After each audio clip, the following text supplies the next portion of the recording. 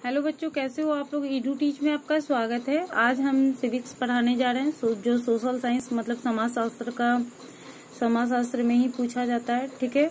और अभी हम जो भी क्वेश्चन पढ़ाते हैं आपको पता है कि वह अभी बीबीआई टाइप का ही पढ़ा रहे हैं, क्योंकि अब आपका एग्जाम जो है बहुत ही पास में है। ठीक है। अगर आप मेरे चैनल पे नए हुइएगा तो सब्सक्राइब कर लीजिएगा, क्योंकि हम लोग इस तरीका का वीडियो लाते हैं ताकि आप लोग अच्छे से अच्छे मार्क्स लेकर आएं और अच्छा डिवीजन से पास हो। ठीक है। फर्स्ट हो, हाईएस्ट मार्क्स लाओ, इस तरीका से हम लोग का ये सोच है। ठीक है। तो क्वेश्चन है, सत्ता की साझेदारी से आप क्या समझते हैं। क्या क्वेश्चन है, सत्ता की साझेदारी से आप क्या समझते हैं। तो सत्ता की साझेदारी का तात्पर्य ऐसे साझेदारी से है जिसके अंतर्गत सत्ता का बंटवारा केंद्र तथा प्रांत स्तर पर होता है। पता है कि हमारे देश में जो शासन होता है वो केंद्रीय स्तर पे होता है और प्रांतीय स्तर पे होता है। केंद्र में केंद्र का सरकार कार्य करता है, जो पूरे भारत में करता है। क्या करता है, पूरे भारत में करता है।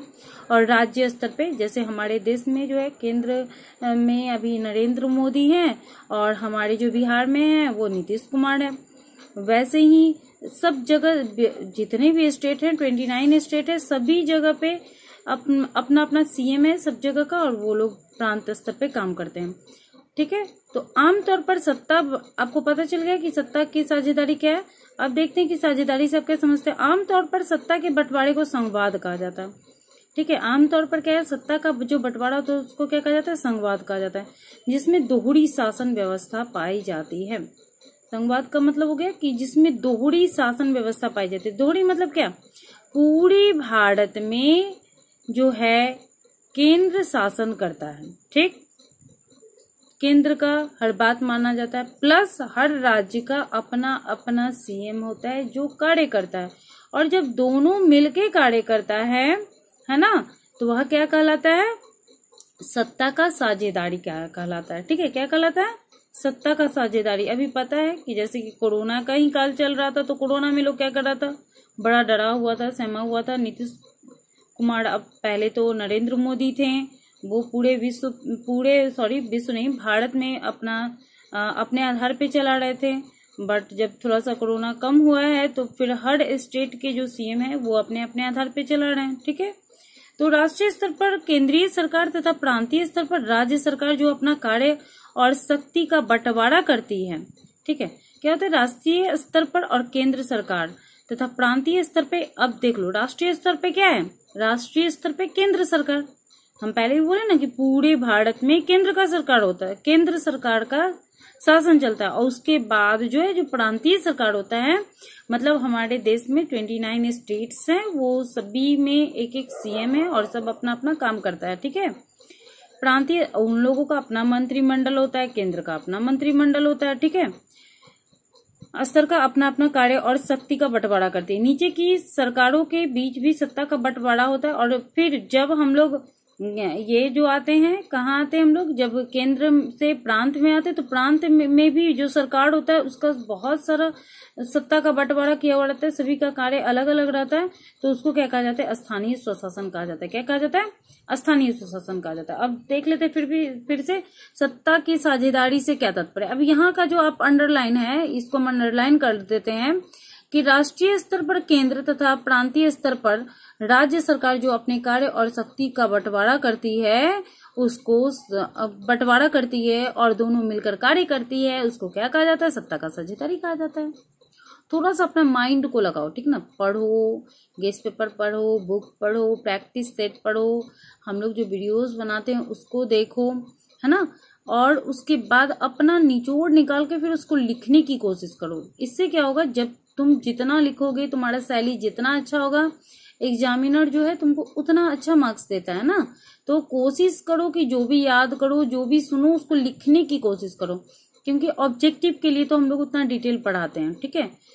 ऑब्जेक्टिव जो है हम लोग बहुत अच्छे से पढ़ाते हैं ताकि आपका ऑब्जेक्टिव कंप्लीट हो जाएगा, लेकिन सब्जेक्टिव जो होता है उसको थोड़ा लिखने का प्रैक्टिस करना पड़ता है। बहुत सारे ऐसे बच्चे होते हैं जिसको तो लिखने भी सही ढंग से नहीं आता है ना, लिखते हैं तो कुछ उल्टा पुल्टा लिख देते हैं। तो आप कोशिश कीजिए कि घर पे हर रोज 4, 5 या 10 क्वेश्चन लिखने की कोशिश करो। अभी तो लॉकडाउन है, अभी सभी जितने भी ये स्टूडेंट है सभी के कोचिंग बंद होंगे, तो आप लोग अपने घर पे ही प्रैक्टिस करो। ठीक है, तो नेक्स्ट क्वेश्चन हम लोग देखते हैं। सत्ता की साझेदारी लोकतंत्र में क्या महत्व रखती है? क्या है क्वेश्चन? सत्ता की साझेदारी लोकतंत्र में क्या महत्व रखती है? अब पहले बात जान लो कि लोकतंत्र क्या है। लोकतंत्र जनता का, जनता के लिए, जनता के द्वारा जो किया गया शासन है उसको लोकतंत्र कहते हैं। ठीक है, तो लोकतंत्र कहते हैं। इसका जो परिभाषा था अब्राहम लिंकन ने दिया था। हम लोग कोई भी व्यक्ति जो है क्या किसी भी सरकार को तब तक रख सकती, चुनती है, सरकार उसके लिए कार्य करती है, और जब वह सरकार जो जनता होती है उसके लिए अगर अच्छा कार्य नहीं करता है तो उसको जो जनता होती है उसको हटा सकती है। तो यह लोकतंत्र हो गया कि पावर जो होता है वो किसके पास होते हैं? पब्लिक के पास, मतलब किसके पास? जनता के पास, क्योंकि जनता ही तो मत देता है ना। तो यहाँ पे हम लोग क्वेश्चन आता है। अब देखो, लोकतंत्र का तो मतलब समझ गए, ठीक है, और हमारे देश में लोकतांत्रिक शासन व्यवस्था है। अब जो क्वेश्चन है हमारा, ठीक है, तो हम लोग देखते हैं कि लोकतंत्र जो है एक ऐसी शासन व्यवस्था है जो जनता का, जनता के लिए, जनता के द्वारा शासन है। यहाँ पे जो है इसलिए जो है सत्ता में लोगों का जो साझेदारी है वह बहुत ही महत्व रखती है। ठीक है, इससे क्या होता है कि सभी राजनीतिक शक्तियां में हिस्सेदारी, साझेदारी की व्यवस्था की जाती है। इससे जितने भी लोग होते हैं उसमें क्या होता है कि सभी में मेल जोल बना हुआ रहता है और हमारा देश डेवलप करता है, हमारा देश क्या होता है? आगे बढ़ता है। ठीक है, ये अपने अंदर के विभिन्न समूहों के बीच प्रतिद्वंदिता एवं सामाजिक विभाजनों को संभालने की प्रक्रिया विकसित कर लेती है। और ये जो होते हैं अपने अंदर की जो बहुत सारा प्रतिद्वंदिता होता है, मतलब लोकतंत्र जो होता है लोगों के बीच जो प्रतिद्वंदिता होता है, सामाजिक जो विभाजन होता है उसको कम कर देता है।